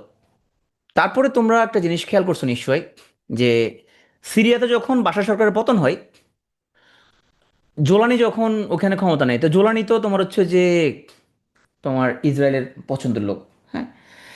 তাইলে এরপরে ইসরায়েল বোমা মারিয়া পুরো সিরিয়া উড়াই দিছে কেন? সব এখানে আর্মি বেসটা যা ছিল ওদের এয়ার বেসও উড়াই দিছে কেন? কারণ ইসরায়েল তার আশেপাশে এমন কোনো দেশ রাখতে চাইবে না যেটা তার জন্য হুমকি হইতে পারে। অনুরূপভাবে মুক্তিযুদ্ধের পরও ভারতের ভূমিকা ছিল সেম, যে এখানে শক্তিশালী তো বাংলাদেশ তার জন্য সমস্যাজনক এখানের মধ্যে। তাইলে এখানের মধ্যে অস্ত্রশস্ত্র, পাকিস্তান আর্মির এত অস্ত্র, এত ট্যাঙ্ক, এত আধুনিক অস্ত্র, সব কিছু এ বাংলাদেশ পাওয়ার কথা ছিল। ভারতীয় বাহিনী যখন এগুলো নিয়ে যাচ্ছিল তখন রুখে দাঁড়াইছিল মেজর আব্দুল জলিল, এবং যার জন্য ওনাকে কিন্তু করুণ পরিণতি বরণ করতে হয়েছিল ওনাকে, হ্যাঁ। এবং উনি এগুলো নিয়ে প্রথম প্রকাশ্যে তোমার হচ্ছে যে উনি চরম লেভেলে এগুলো নিয়ে উনি প্রতিরোধ করতে চাইছে এই জিনিসগুলো নিয়ে। আমাদের মুক্তিযুদ্ধ তুমি হচ্ছে শুধু একরৈখিক আওয়ামী বয়ান শুনলে হবে না, আওয়ামী বয়ানের মধ্যে ম্যাক্সিমাম মিথ্যা কথা। শেখ হাসিনা যে বয়ানটা তোমাদের শুনাইছে এবং শেখ হাসিনাপন্থী বুদ্ধিজীবী, এগুলো ম্যাক্সিমাম মিথ্যা কথা এখানের মধ্যে, বা আমেরিকা আরাফাত আরও কি কি আছে না টাউট টাইপের কিছু, এগুলো ম্যাক্সিমাম মিথ্যা কথা। মুনতাসির মামুন, হ্যাঁ, তুমি দেখবা ওই লোকটা ব্যক্তি জীবনে কেমন। এখন তোমার হচ্ছে মুনতাসির মামুন ইতিহাস পড়ে, তুমি মুনতাসির মামুন তো ব্যাংক চোর, তা মুনতাসির মামুন মতো চোর, সে তোমার কি ইতিহাস লিখবে? মুনতাসির মামুন তোমার এই যে ফার্মার্স ব্যাংক চুরি করছে, এটা হলো লুটপাটকারী, লুটপাটকারীর কাছে তুমি আসল ইতিহাস করতে চাই, মুনতাসির মামুন ইতিহাস পড়লে তুমি কি জানবা? ও তো ব্যাংক চোর, ও তো চোর। আবুল বারাকাত ও তো চোর। এখন কোনো ব্যক্তি যদি ব্যক্তি জীবনে চোর হয়, তাহলে ও কি বললো না বললো, পাগল কি না বলে, ছাগলে কি না খায় টাইপের, তুমি বলে চোরের ইতিহাস আমি কেন শুনবো? চোরের কাহিনী শুনবো না। তাহলে 14 বইয়ের মধ্যে কিন্তু তুমি জলিলকে খুব একটা পাবা না। তাহলে যেহেতু জলিল আগে আসতো না, তাহলে এখন জলিল খুব ইম্পর্টেন্ট। এগুলো তোমাদের নট অনলি প্রিলি, তুমি সামনে লিখিত দিলেও ভাই ভাই দিলেও সেম জিনিস। তাহলে এই জন্য আমরা জলিলকে একটু বিস্তারিত পড়বো এখানের মধ্যে। জলিল ছিল 9 নম্বর সেক্টরের সেক্টর কমান্ডার। উনি স্বাধীন বাংলাদেশের প্রথম রাজবন্দী, সেক্টর কমান্ডার। 31শে ডিসেম্বর যশোর থেকে ঢাকা যাওয়ার পথে ওনাকে আরও 16 জন মুক্তিযোদ্ধার সাথে ওনাকে গ্রেফতার করা হয়, হ্যাঁ। পরবর্তীতে উনি হচ্ছে যে জাসদ, আম, তোমার হচ্ছে যে, এবং আরেকটা দল করে জাতীয় মুক্তি আন্দোলনের উনি হচ্ছে যে নেতা হন। তুমি জানেন জাসদ হচ্ছে বাংলাদেশ, স্বাধীন বাংলাদেশের প্রথম, ওরা হচ্ছে যে বিরোধী দলের ভূমিকায় আবির্ভূত হয়। তার হচ্ছে গ্রন্থ হচ্ছে অরক্ষিত স্বাধীনতায় পরাধীনতা, সীমাহীন সমর, কফিয়ত কিছু কথা, Bangladesh nationalist movement for unity, historical necessity. So ওনারা যারা ফ্রন্ট লাইনে যারা যুদ্ধ করছে, সো ওনাদের তুমি যদি বই পুস্তক যদি পড়ো তাহলে তুমি আরেকটা অ্যাঙ্গেল তুমি বুঝতে পারবে আমাদের স্বাধীনতা, যেটা খুব একরৈখিক কোনো কিছু ছিল না এখানের মধ্যে, ভিন্ন ভিন্ন স্টেক ছিল এখানের মধ্যে। ভারতের একটা ভূমিকা ছিল মুক্তিযুদ্ধের সময়, আরেক রকম ভূমিকা ছিল। তাহলে এই জিনিসগুলো তোমার তখন নজরে আসবে। 10 নম্বর সেক্টর, তাহলে জলিল থেকে ইম্পর্টেন্ট হচ্ছে 9 নম্বর সেক্টরে যুদ্ধ করেন উনি, এবং স্বাধীন বাংলাদেশের প্রথম রাজবন্দী কিন্তু উনি, হ্যাঁ। এবং ওনার বই সবগুলো যদি মনে না থাকে, একটা বই সেটা অরক্ষিত স্বাধীনতায় পরাধীনতা। 10 নম্বর সেক্টর কোনো আঞ্চলিক সীমানা ছিল না, কেবলমাত্র নৌ কমান্ডারদের দ্বারা পরিচালিত হইতো এটা, এবং এখানে কোনো সেক্টর কমান্ডার ছিল না, সরাসরি প্রধান সেনাপতির অধীনে ছিল। 1 নম্বর সেক্টর থেকে এখানে বার্তা দেওয়া হইতো। সর্বশেষ 11 নম্বর সেক্টর, আমাদের কিশোরগঞ্জ বাদ দিয়ে ময়মনসিংহের বাকি অংশটুকু, এবং টাঙ্গাইল জেলা এখানে সদর দপ্তর মহেন্দ্রগঞ্জ। এখানে কমান্ডার হচ্ছে মেজর আবু তাহের। কাছের কর্নেল যে বইটা আছে সাদুজ্জামানের, এই কাছের কর্নেল তাহেরকে নিয়ে, ওনাদের ফ্যামিলির মধ্যে ওনার ভাই বোন সবগুলো কিন্তু খেতাবপ্রাপ্ত মুক্তিযোদ্ধা, ভাই বোন সবাই। ওকে, কিশোরগঞ্জ পড়ে গেছে অবশ্য আমাদের, কিশোরগঞ্জ এখানে চলে আসে, সরি কিশোরগঞ্জ হবে না, কিশোরগঞ্জ হয়ে গেছে আমাদের। কিশোরগঞ্জ কত নম্বরে পড়ছে? 3-এ পড়ছে। ওকে, 3-এ। বগুড়া, বগুড়া রাজশাহী, বগুড়া রাজশাহী 7-এ পড়ছে। ওকে, ঢাকা 2 এবং 3-এ পড়ছে, ঢাকা জেলা 2 এবং 3-এ, ঢাকা শহরটা 2-এ পড়ছে, ঢাকা জেলা 2 এবং 3-এ। কুমিল্লা, কুমিল্লা 2, ব্রাহ্মণবাড়িয়া 2, সিলেট 4-5, রংপুর দিনাজপুর ও একদম উত্তরে চলে গেছিলাম আমরা, 5 থেকে উত্তরে চলে গেছিলাম 6, কুষ্টিয়া যশোর, কুষ্টিয়া যশোর 8, ওই যে 7-এর পরে আসলাম আমরা, 7-এর পরে আসলাম আমরা 8, বরিশাল, বরিশাল 9, সুন্দরবন 9। তাহলে ঢাকা শহর ছিল 2 নম্বর সেক্টরের অধীনে, ঢাকা জেলা 2 এবং 3 নম্বর সেক্টরে ছিল। মুক্তিযুদ্ধের অনিয়মিত বা ব্যতিক্রমী সেক্টর ছিল তাহলে 10 নম্বর, যেটা নৌ সেক্টর ছিল, আর এটা 8 জন বাঙালি কর্মকর্তা কর্তৃক পরিচালিত হতো। পাকিস্তান জাহাজের উপরে মুক্তিযোদ্ধাদের অভিযানের নাম ছিল অপারেশন জ্যাকপট। আসো এখন ভারত এবং বাংলাদেশ একসাথে মিলে যুদ্ধ করব। তা বাংলাদেশের মুক্তিবাহিনী, ভারতের সেনাবাহিনী মিলে আমরা গঠন করে ফেললাম যৌথ বাহিনী বা কমান্ড। ভারতীয় সশস্ত্র বাহিনীকে বলা হয় মিত্রবাহিনী। তাহলে মিত্রবাহিনী ফর্ম হইল 21শে নভেম্বর। হ্যাঁ, সরি, মিত্রবাহিনী এবং আমাদের মুক্তিবাহিনী সহ যৌথ বাহিনী ফর্ম হলো 21শে নভেম্বর, এবং পাকিস্তানের বিরুদ্ধে যৌথভাবে যুদ্ধ করা হবে 3 থেকে 16 ডিসেম্বর। তো চলো আমরা এখন যৌথ যুদ্ধ শুরু করে দিই। এটি কিন্তু বাংলাদেশ সশস্ত্র বাহিনী দিবসও 21শে নভেম্বর। হ্যাঁ, এবং আমার বার্থডে কিন্তু 21শে নভেম্বর। 3রা ডিসেম্বর পাকিস্তান ভারতে বিমান হামলা করে। তোমার মনে প্রশ্ন আসতে পারে যে পাকিস্তান প্রথম আগে কেন হামলা করলো, বা ভারত প্রথমে যুদ্ধে জড়ালো না কেন? হুম, কারণ ভারত যদি আগে যুদ্ধে যদি জড়ায় যায় তো পাকিস্তান এখানে অ্যাটাক করার একটা ছুতা পাবে। এই জন্য ভারত প্রথমে ইন্দিরা গান্ধী রাজি হয় নাই আগে অ্যাটাক দিতে। হুম, পাকিস্তান যখন দেখতেছে যে যুদ্ধে পাকিস্তান হেরে যাচ্ছে, হুম, সে তখন এটাকে ভিন্ন খাতে নেওয়ার জন্য সে প্রথম ভারতে বিমান হামলা শুরু করছে, যাতে করে, তোমরা জানো পৃথিবীতে একটা প্রতিষ্ঠান আছে তোমার পুতুল টাইপের, যাদের কাজ হচ্ছে তুমি দাঁড়ায় গেলে সে বসায় দিবে, তার নাম হচ্ছে জাতিসংঘ। ওর কাজ হচ্ছে তোমার, তুমি খারাপ যাবা সে বসায় দিবে, এই টাইপের। হ্যাঁ, তো মানে সে কোথাও কোনো গণহত্যা, কোথাও কোনো কোনো কিছু করে আসলে কোনো কোনো পাওয়ার নাই, কারণ ওটা স্ট্রাকচারটা কোনো পাওয়ার নাই ওখানের মধ্যে। হ্যাঁ, 3রা ডিসেম্বর পাকিস্তান ভারতীয় বিমান হামলা করে, যাতে এটা আনুষ্ঠানিকভাবে যাতে এখন জাতিসংঘ হস্তক্ষেপ করে যে ঠিক আছে তোমরা এখন থামাই যাও, মারামারি অনেক হয়েছে, কারণ ওরা হারে যাবে বুঝতে পারছে, ওদের আর কোনো গতি নাই আনুষ্ঠানিকভাবে। তাহলে 3রা ডিসেম্বর ভারত যুদ্ধে জড়ায় পড়ে। 14 ডিসেম্বর একটা গুরুত্বপূর্ণ ঘটনা ঘটবে তোমার। এই দিন বাংলাদেশের স্বীকৃতি প্রদানের জন্য আহ্বান জানিয়ে অস্থায়ী রাষ্ট্রপতি সৈয়দ নজরুল ইসলাম ও প্রধানমন্ত্রী তাজউদ্দিন আহমেদ ভারতের প্রধানমন্ত্রী ইন্দিরা গান্ধীর কাছে একটা পত্র লেখে, এবং জাতিসংঘ নিরাপত্তা পরিষদে পাকিস্তানের পক্ষে যুদ্ধবিরতির প্রস্তাব উত্থাপন করে সিনিয়র জর্জ বুশ, তোমার ডব্লিউ বুশের বাপ। যুদ্ধবিরতির প্রস্তাব শিরোনাম দেওয়া হয় পাক ভারত যুদ্ধ। তখন পাকিস্তান এবং ইউএস ছিল এলাই, এখনও তো ওরা এলাই। আর এই যুদ্ধবিরতির প্রস্তাবটা সাধারণ পরিষদে যায়, এবং এটা সোভিয়েত ইউনিয়ন এখানে ভেটো দেয়, সুতরাং এটা পাশ হয় নাই। আরও চেষ্টা করছিল ওরা। 6 ডিসেম্বর প্রথম জেলা হিসেবে যশোর হানাদার মুক্ত হয়। ভুটান বাংলাদেশকে স্বীকৃতি দেওয়ার কয়েক ঘন্টা পরেই ইন্দিরা গান্ধী পাকিস্তানের সাথে সম্পর্ক ছিন্ন করেন এবং স্বাধীন সার্বভৌম রাষ্ট্র হিসেবে বাংলাদেশে স্বীকৃতি প্রদান করে। তাহলে প্রথম স্বীকৃতি দেয় কে? ভুটান, এরপরে ভারত। তাহলে আমরা দুটো স্বীকৃতি অলরেডি পেয়ে গেছি 6 ডিসেম্বর। এবং যৌথ আক্রমণের মুখে পাকিস্তানের সবকটা বিমান ধ্বংস হয়ে যায়। 6 ডিসেম্বর 71 পাকিস্তানের সব বিমান ধ্বংস হয়ে যায়। হ্যাঁ, তার প্রথম শত্রুমুক্ত জেলা হচ্ছে যশোর। যশোর লোকজনকে একটা স্যালুট দাও। হ্যাঁ, যশোর হচ্ছে তোমার আহ, সবচেয়ে বেশি ফুল উৎপন্ন হয় এখানের মধ্যে। যশোর মানে বোঝা যাচ্ছে খুবই সাহসী, শুধু ফুল উৎপাদনই করে না, এবং যশোর এখানে তারা প্রথম শত্রু মুক্ত করতে সক্ষম হয়। যশোর আমার খুব ভালো লাগে, যশোর লোকজন খুব শুদ্ধ ভাষায় কথা বলে, প্রমিত ভাষায় কথা বলে। হ্যাঁ, ভালো লাগে খুবই। না, আমি খুব প্রমিত বলতে পারি না, সেজন্য আমার কে খুব প্রমিত কথা বলতে দেখলে তোমার পেরেছরাম খুব প্রমিত ভাষায় কথা বলে, আমি প্রমিত পারি না খুব একটা, যেহেতু আমি বাংলার স্টুডেন্ট না। যশোর লোকজন কথা খুব সুন্দর, খুব শুদ্ধ ভাষায় কথা বলে ওরা। এই সময় একটা গুরুত্বপূর্ণ ঘটনা ঘটছে, মানে আমাদের মুক্তিযুদ্ধ, মানে এটা একটা, মানে বিশ্বের ইতিহাসে একটা বড় একটা ঘটনা এটা। কারণ বৃহৎ শক্তিগুলো, বিশেষ করে আমেরিকা কিন্তু সে চায় না বাংলাদেশ স্বাধীন হোক। সে তার সবচেয়ে শক্তিশালী যে জাহাজগুলো নিয়ে তার সপ্তম নৌবহর ছিল, এবং পাকিস্তানকে সহযোগিতা করার জন্য এই নৌবহরটা বঙ্গোপসাগরের দিকে আসছিল। এবং সপ্তম নৌবহরের তার সবচেয়ে বড় যে জাহাজটা ইউএসএস এন্টারপ্রাইজ, এখানে 75টা জঙ্গি বিমান ছিল, পারমাণবিক বোমা ছিল, মাই গড পারমাণবিক বোমা ছিল এখানের মধ্যে। কিন্তু ওরা যখন যাত্রা শুরু করছিল এখানের মধ্যে ভিয়েতনামের টংকিং উপসাগর থেকে, তখন তোমার ভারতের অনুরোধে রাশিয়া তখন বলতো তাদেরও একটা নৌবহরের দিকে আসবে। এটা যদি আসতো তাহলে কিন্তু বিশ্বযুদ্ধ লেগে যেত এখানের মধ্যে। পরে তারা এখান থেকে বিরত হয়। 12 ডিসেম্বর রাও ফরমানালের সভাপতিত্বে বুদ্ধিজীবী হত্যা নীল নকশা তৈরি করা হয়। 13 ডিসেম্বর পাকিস্তান তোমার হচ্ছে যে ওরা তো বুঝে গেছে ওরা পরাজিত হবে। ওরা বারবার বলতেছে আব্বা আমাদেরকে তো বাঁচান, আব্বু আমাদেরকে বাঁচান। ওরা বলতেছে আমেরিকাকে ভাই আমাদেরকে একটু বাঁচান। তো ওখানের মধ্যে আবারও তোমার প্রস্তাব পাশ হচ্ছে, কিন্তু রাশিয়া ভেটো দেওয়ার কারণে যুদ্ধবিরতি আর হয় নাই। 14 ডিসেম্বর এইখানে যে তোমার বেসামরিক যে সরকার ছিল, ডাক্তার মালিক মধ্যে সবাই পদত্যাগ করে ওরা হচ্ছে যে হোটেল ইন্টারকন্টিনেন্টালে আশ্রয় গ্রহণ করে। আর হোটেল ইন্টারকন্টিনেন্টাল এটা দেশে প্রথম 5 তারকা হোটেল, যেটা যুদ্ধকালে নিরপেক্ষ এলাকা। এটা পুরো নাম হচ্ছে তোমার, তোমরা জানো যে আগে ছিল শেরাটন গ্রুপের রূপসী বাংলা। 1 নম্বর মিন্টো রোডে অবস্থান, রমনাই। এবং 1971 সালে এটা ছিল no war zone. International Red Cross এটাকে নো ওয়ার জোন হিসেবে ঘোষণা করে।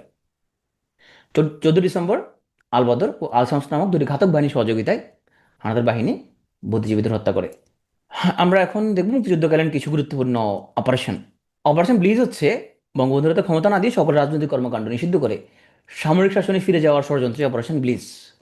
সার্চলাইট আমরা গতকালকে পড়ছি, পূর্ব পাকিস্তানে পাক সামরিক অভিযান। Big bird operation big bird, Bangabandhu গ্রেপ্তার করে পাকিস্তানে তাদের বন্দী করার প্রক্রিয়ার নাম বিগ বার্ড। জ্যাকপট হচ্ছে নৌ কমান্ডারদের দ্বারা পরিচালিত গেরিলা অপারেশন। 10 নম্বর সেক্টর হয়েছিল এটা। অপারেশন কিলো ফ্লাইট, তাহলে বিমান বাহিনীর প্রথম ইউনিটের নাম ছিল কিলো ফ্লাইট, তাহলে ওদের যে অপারেশন সেটা হচ্ছে operation kilo flight. Operation close door, মুক্তিযুদ্ধের সময় সারা দেশে মানুষের কাছে অবৈধ অস্ত্র ছিল সেটা জমা দেওয়ার জন্য যে অভিযান পরিচালিত হয় সেটা ছিল অপারেশন ক্লোজ ডোর। একটা বড় যুদ্ধের পরে, একটা বড় বিপ্লবের পরে দেশের আইন শৃঙ্খলার চরম লেভেলের একটা অবনতি হয়। কারণ হচ্ছে প্রত্যেকে বিপ্লবের স্টেক নিতে যায়। এই ঘটনাটা আমাদের মুক্তিযুদ্ধের পরে আরও ভয়াবহভাবে হচ্ছে যে ঘটছিল। যাদের অস্ত্র ছিল, তাহলে ওরা বললো যে আমরা স্বাধীন করছি, তাহলে আমার কাছে আমি এখন মুদির দোকান থেকে কিছু কিনলে আমি বিল দিব না, আমি যা খুশি আমি তা করবো, আমি যারা তুলবো আমি টাকা পয়সা তুলবো, কারণ আমি মুক্তিযুদ্ধ করছি। হ্যাঁ, আবার যে যুদ্ধ করে নাই সেও এখন স্টেক নেওয়ার জন্য আগে আসছে। আবার হয়তো মুক্তিযুদ্ধের আগে ওর সাথে জমি জমা নিয়ে কারোর সাথে বিরোধ ছিল, তো ওর কোলো ও রাজাকার ওরা আমি মেরে ফেলবো। হ্যাঁ, তাহলে মুক্তিযুদ্ধের পরে তখন আইনশৃঙ্খলার যে ভয়াবহ অবনতি তার একটা কারণ ছিল অস্ত্র ছিল যাদের কাছে, ওরা তখন অস্ত্রের প্রচণ্ড রকমের মিস ইউজ করছে। অনেকে অস্ত্র জমাই দেয় নাই, যেমন সর্বহারারা ওরা কিন্তু অস্ত্র জমা দেয় নাই, এবং সেই অস্ত্র নিয়ে ভীষণ রকম মিস ইউজ করা হয়েছে। এবং মুক্তিযুদ্ধের পরেও কিন্তু ব্যাপক আমাদের এরকম ক্ষয়ক্ষতি হয়েছে।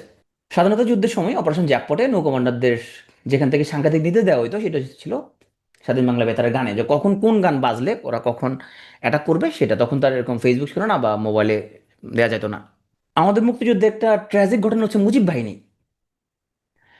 এই মুজিব বাহিনী মে মাসের শেষ দিকে শেখ ফজল হক মনি, আব্দুর রাজাক, তোফাল আহমেদ এবং সিরাজুল আলম খান 4 যুগ নেতার উদ্যোগে একটা বিশেষ বাহিনী গঠন করা হয়। এই বিশেষ বাহিনী কিন্তু তাজউদ্দিন আহমেদের নিয়ন্ত্রণে ছিল না। এরা তাজউদ্দিন আহমেদের কোনো কথা শুনতো না, এবং এরা কী করে তাজউদ্দিন আহমেদ নিজে জানতো না এরা কী করতেছে আসলে। এবং ভারতীয় মিত্র বাহিনীর সেনাপতি জেনারেল অরোরার নিয়ন্ত্রণের বাইরে ছিল। এদের কার্যক্রম ছিল খুবই গোপন, এবং তাজউদ্দিন নিজে জানতো না যে এরা আসলে কী করতেছে, তাজউদ্দিন কোনো কথা এরা শুনতো না।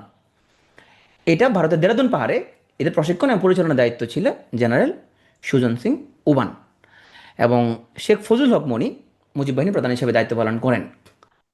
ক্র্যাক প্লাটুন, এটা হচ্ছে, দেখো আমাদের জুলাই বিপ্লবে যেরকম আমরা দেখলাম যে যাদেরকে বলা হইতো যারা কোনো আই হেট পলিটিক্স, পলিটিক্স বোঝে না, প্রাইভেট ইউনিভার্সিটির লোকজন, যারা পলিটিক্স বোঝে না বলে ধরা ধরা হইতো ধনীদের সন্তান, যারা দেশের কিছু নিয়ে যায় আসে না। পর আমরা কি দেখলাম 18 জুলাই থেকে আসলে ওদের অনেক যায় আসে।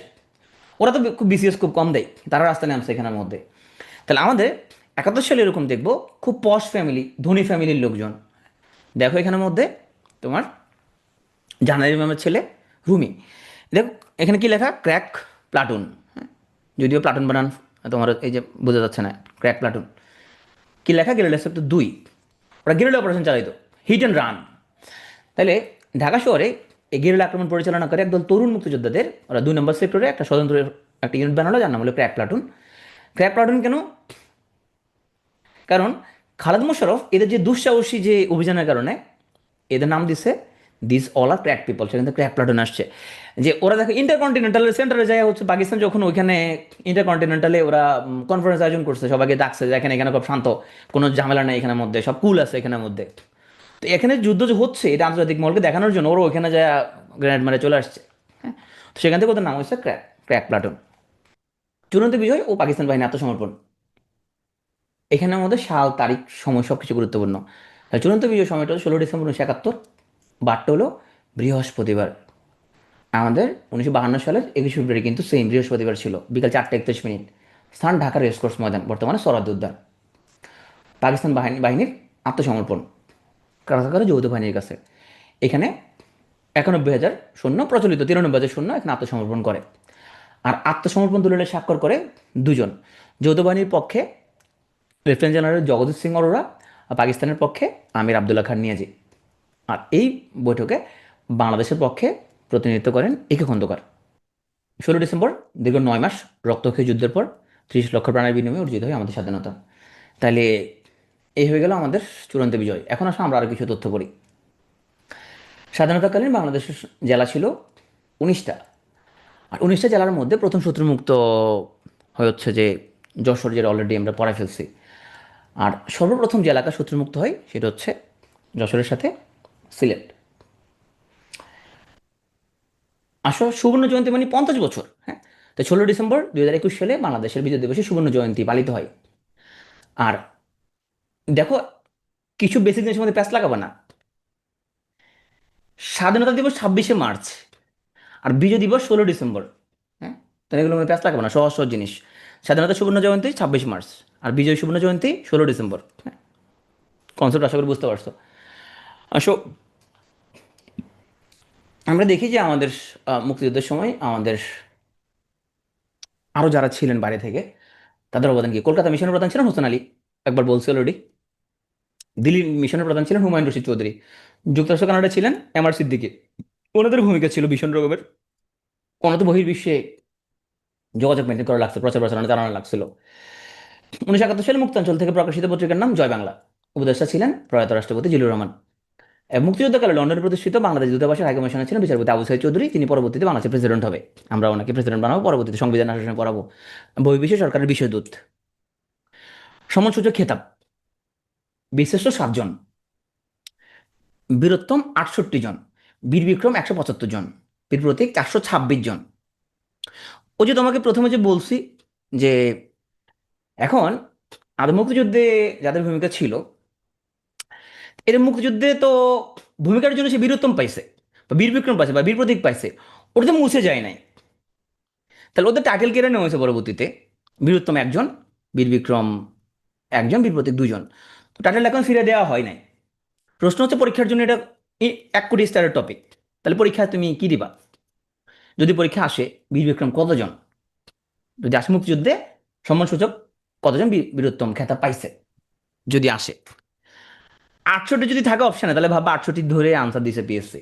যে 68 যদি থাকে, 175 যদি থাকে তাহলে 175 আনসার, 426 যদি থাকে অপশানে তাহলে 26 আনসার, যদি না থাকে তাহলে 424, না থাকলে 174, থাকলে 67। কারণ এখানে মোট 4 জনের, তাহলে মোট কতজন হয়, 676 জন হয়। তাইলে এখানে 4 জনের তোমার হচ্ছে যে খেতাব কেড়ে নেওয়া হয়। তার মধ্যে 1 জন হচ্ছে বীর উত্তম, 1 জন বীর বিক্রম, 2 জন বীর প্রতীক।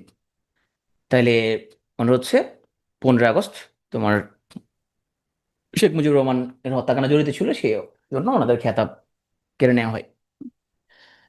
তাইলে এখানের মধ্যে পরীক্ষা প্রশ্ন তোমার হচ্ছে যে 68 ইয়ার্স থাকতে পারে, অপশন 68 থেকে 68 অবশ্যই আনসার দিবা। ওকে, এবং এ- এখানে আমাদের ইয়েটা হলো যে ওনাদের পরবর্তী যে রোলটা, সে রোলটা প্রশ্নবিদ্ধ হতে পারে, সে রোলটা বা কোন পরিস্থিতিতে করছে প্রশ্নবিদ্ধ রোল হতে পারে সেটা, কিন্তু মুক্তিযুদ্ধ তো করছে তারা। খেতাবপ্রাপ্তদের মধ্যে সবচেয়ে বেশি হল সেনাবাহিনী 288 জন, নৌবাহিনী 24, বিমান বাহিনী হচ্ছে 21 জন। আর বীরোত্তম সেনাবাহিনী থেকে 48, যথারীতি সবচেয়ে বেশি, নৌ থেকে 8, বিমান থেকে 6, বেসামরিক হচ্ছে 5 জন। বীরশ্রেষ্ঠদের মধ্যে এখানে কোনো বেসামরিক লোক নাই। সেনাবাহিনীর হচ্ছে 3 জন, নৌবাহিনীর 1 জন, বিমানের 1 জন এবং ইপিআরের 2 জন। 2 জন মহিলা খেতাবপ্রাপ্তদের মধ্যে একজন তারামন বিবি 11 নম্বর সেক্টরে যুদ্ধ করেন, একজন ডক্টর সেতারা বেগম 2 নম্বর সেক্টরে যুদ্ধ করেন। তো তারামন বিবি 11 নম্বর সেক্টর, ওনার জন্ম কুড়িগ্রাম। আর ক্যাপ্টেন ডাক্তার সেতারা বেগম, উনি হচ্ছে যুদ্ধ করেন 2 নম্বর সেক্টরে, ওনার জন্ম হচ্ছে কিশোরগঞ্জে। এই হচ্ছে তারামন বিবি সেতারা বেগম, উনি 2 নম্বর সেক্টর, জন্ম হচ্ছে কিশোরগঞ্জ। উনি ঢাকা মেডিকেল কলেজের K-22 ব্যাচের স্টুডেন্ট। এছাড়া কাকন বিবি, যিনি একজন বীর যোদ্ধা ছিলেন, বীরাঙ্গনা ছিলেন এবং গুপ্তচর হিসেবে কাজ করতেন। উনি তো কুক ছিলেন কিন্তু গুপ্তচর হিসেবে কাজ করতেন। ওনার পুরো নাম হচ্ছে কাকন হিঞ্জিতা। খাসিয়া সম্প্রদায়ে ওনার জন্ম। ওনাকে 96 সালে বীর প্রতীক উপাধি দেওয়া হয়। উনি 5 নম্বর সেক্টরের গুপ্তচরের কাজ করেন। স্বীকৃতিপ্রাপ্ত বীরাঙ্গনার সংখ্যা 448 জন, সর্বশেষ আপডেট অনুযায়ী। মুক্তিযুদ্ধে একমাত্র আদিবাসী বীর বিক্রম ইউকো সিং মারমা, উনি একমাত্র আদিবাসী বীর বিক্রম খেতাবপ্রাপ্ত। ওনার জন্ম বান্দরবান জেলায়। উনি ইস্ট পাকিস্তান রাইফেলসের সদস্য হিসেবে 6 নম্বর সেক্টর যুদ্ধ করেন। উনি ছিলেন পাকিস্তান জাতীয় দলের হকি খেলোয়াড়। একমাত্র বিদেশি মুক্তিযুদ্ধ হচ্ছে WS ওডারল্যান্ড, উনি বাটা কোম্পানিতে জব করতেন তখন। উনি 2 নম্বর সেক্টরে গণবাহিনীর সদস্য হিসেবে যুদ্ধ করেন। সর্বকনিষ্ঠ খেতাবপ্রাপ্ত মুক্তিযোদ্ধা শহীদুল ইসলাম লালু, বীর প্রতীক, উনি যুদ্ধ করেন 11 নম্বর সেক্টরে। আসল সংক্ষেপে আমরা 7 জন বীরশ্রেষ্ঠকে একটু পড়ে ফেলি। প্রথমে তুমি একটা একটা করে তুমি কলাম পড়ো। আগে প্রথম কলাম শেষ করি, আগে ডেটগুলো। তাইলে 1971 সালে শহীদ হওয়ার তারিখ, তাহলে এপ্রিল মাসে 2 জন, 8 এবং 18 এপ্রিল। মুন্সি আব্দুর রউফের এখানে তুমি কোথাও কোথাও 8 এপ্রিলে যায়, কোথাও কোথাও 20 এপ্রিলে বাবা। এখন তুমি বল ভাই যে বীরশ্রেষ্ঠদের জন্ম নিয়ে কোনো কোনো বইয়ের মধ্যে এরকম 2 রকম তারিখ কেন?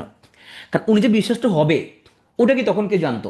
ওটা কি জানতো না। তাহলে ওনাদের মৃত্যু স্পেসিফিক হয়তো কেউ লিখে রাখে নাই, হয়তো ওনাদের কোনো সহকর্মীর কাছ থেকে শোনা হয়েছে। এই জন্য তোমার একটা দুটো তারিখ নিয়ে একটু বিভিন্ন বইয়ের মধ্যে বিতর্ক দেখবো। তবে এখানে আমার স্লাইডের মধ্যে আমি চেষ্টা করছি তোমার সবচেয়ে নির্ভুলটা রাখার জন্য। এপ্রিলে 2 জন, 8 এবং 18। মে জুন জুলাই নাই, অগাস্টে 1 জন, 20 আগস্ট। সেপ্টেম্বর 1 জন, 5 সেপ্টেম্বর। অক্টোবর 1 জন, 28 অক্টোবর। ডিসেম্বর 2 জন, তোমার বিজয়ের একদম ক্লোজ, 10 এবং 14 ডিসেম্বর। তার প্রথমে কলামগুলো দেখো, এবার নামগুলো দেখো। 8 এপ্রিল মুন্সি আব্দুর রউফ, 18 সিপাহি মোস্তফা কামাল, 20 আগস্ট মতিউর রহমান, 5 সেপ্টেম্বর নূর মোহাম্মদ, 28 অক্টোবর হামিদুর রহমান, 10 ডিসেম্বর রুহুল আমিন, একদম শেষ দিকে। সবার শেষে মহিউদ্দিন জাহাঙ্গীর। সবার আগে তুমি মনে রাখো রো যা, সবার আগে রুফ, সবার শেষে জাহাঙ্গীর। তো সবার আগে রুফ, সবার শেষে জাহাঙ্গীর। সেক্টর আমি আমি মুখস্থ করে দেব। আসলে জন্ম রুফ ফরিদপুর, কামাল ভোলা, মতিউর ঢাকা, অনেক পৈতৃক নিবাস নরসিংদী, নূর নড়াইল, হামিদুর ঝিনাইদহ ও আছে, রুহুল আমিন নোয়াখালী, আর জাহাঙ্গীর বরিশাল। জাহাঙ্গীর বরিশাল, এভাবে জন্মটা মনে রাখো। সমাহিত কোন জায়গায়? আব্দুর রউফ নানিয়াচর রাঙামাটিতে, মোস্তফা কামাল ব্রাহ্মণবাড়িয়া, ওনার মাজার ওইখানেই, ওনার কবর ওইখানেই। মতিউর রহমান উনি প্রথম আশু বিমান গাড়িতে ছিল, পরবর্তীতে ওনার ডেড বডি, আসলে ডেড বডি না, মানে তোমার হচ্ছে যে মৃত অবসর যেটা ছিল আর কি, 6 সালে ট্রান্সফার করা হয় মিরপুর বুদ্ধিজীবী কবরস্থানে। আরেকজন হচ্ছে তোমার হামিদুর রহমান। তো হামিদুর রহমান এবং তোমার হচ্ছে যে মতিউর রহমান, ওনাদের 2 জনের কবর ছিল বাইরে, পরে মিরপুর বুদ্ধিজীবী কবরস্থানে নিয়ে আসা হয়। নূর মোহাম্মদ যশোরে, যশোর। রুহুল আমিন রূপসা নদীতে, খুলনা, নৌবাহিনী ছিলেন। মহিউদ্দিন জাহাঙ্গীর চাঁপাইনবাবগঞ্জ। এখন সেক্টরগুলো অনেকভাবে মনে রাখতে পারো। আজ হাজার মোমের নূর জলে, বাংলাদেশের সীমানা কত? 1,47,570 না?